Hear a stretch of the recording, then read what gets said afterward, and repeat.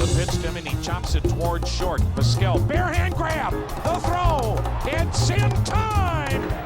Plantier. Oh, what a play by Galarraga, and a double play. In the hole, Ordonez with a long throw. What a circle! A drive deep right field. Bautista, look out,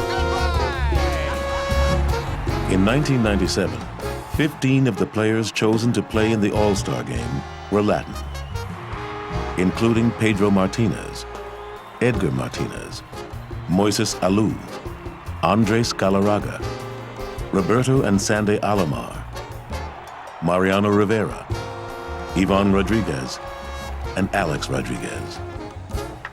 3 of the 5 most common surnames in recent years in baseball have been Rodriguez, Martinez, and Perez.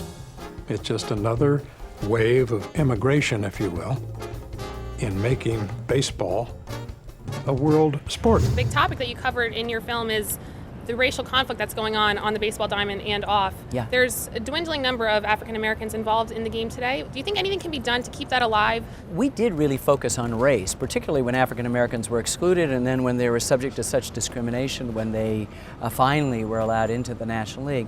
But I don't think that's a problem today. African American population is 13-14%. African American population in baseball is about 9%. You'd like to see it higher, but let's also remember that African Americans, because of the baseball opportunities, have gone on to other things, and they dominate the Football League, and they completely dominate the National Basketball Association, so that's a good thing. And they're great African American stars, but in their wake have been other great immigration waves. You know, Hispanics, which we deal with. We went to the Dominican Republic and followed these little kids up and off that island to stardom in the United States. Sammy Sosa, Miguel Tejada, many, many others. And they come from abject poverty, and we're now seeing the introduction of Latin players. We had a wonderful, rare interview with Ichiro, who's just another type of ball player. So I think it's less racial tensions than it is the fact that baseball's constantly revitalizing itself, and that's always a good thing. 野球というものは僕にとって僕自身を作り上げてくれるもの。狼の子供っていうのは初めて見たものを人を自分の親だと思うらしいですね。まあそんな感覚かもしれないですね、僕の中で。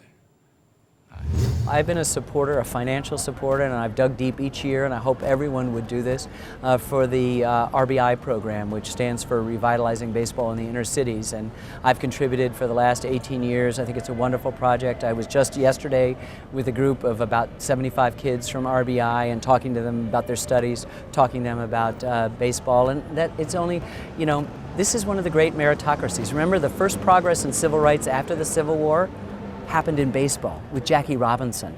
And baseball is always best when it leads, and when it shows you that an Asian player and a Latino player and a white American player and an African American coexist, and they do, that's a model for the rest of us to stop the squabbling, get our acts together, and make this the true meritocracy that a democracy ought to be, and baseball is that. We'd always looked at the game as a black or white game. We looked at America as a black or white country. Those of us who don't fit the description knew that wasn't true, but we didn't have the example to point to. And then when Sammy Sosa exploded in June of 1998, there it was. You both come from such different backgrounds as children. Could you ever have envisioned yourselves sitting in this setting? Not really, but I have to say, baseball been very, very good to me. What do you think with recent events and what you've explored in the 10th inning? What do you think it says about who we're becoming? Well, I think, you know, it's challenged. You know, for a while, money became central to everything. The steroid scandal, for a while, seemed to challenge those records. But I really do think the game is never better. The quality of play on the field is fantastic, and it just, I look forward to each new game and each new season. And I haven't, you know, that excitement for that 6 months of the year when baseball's here is so fantastic. And to walk out, to leave, you know, the routines of your life and walk into a park and see the expanse of green and see all these other people, and you haven't asked them what their religion is or what their sex is or what their orientation is or what their politics are. You just said, let's come together and enjoy this game. You sing the national anthem, says we are one, and then you go and watch these extraordinarily talented human beings do what they do best. I mean, what could be better? What do you think the game of baseball says about us? Well, it says, first of all, that we are a democratic, freedom-loving people. This is a great improvisational game. I mean, it's a simple children's stick and ball game. You can pick it up by age 4 or 5, but it has infinite chess-like combinations, and that's the beauty of it. And because it's accompanied every decade of our national narrative, it does reflect us, good and bad, and we can learn from baseball. You know, it's not my words, but the great sociologist Jacques Barzin said, if you want to know the heart and soul of America, study baseball. And that's what I'm doing.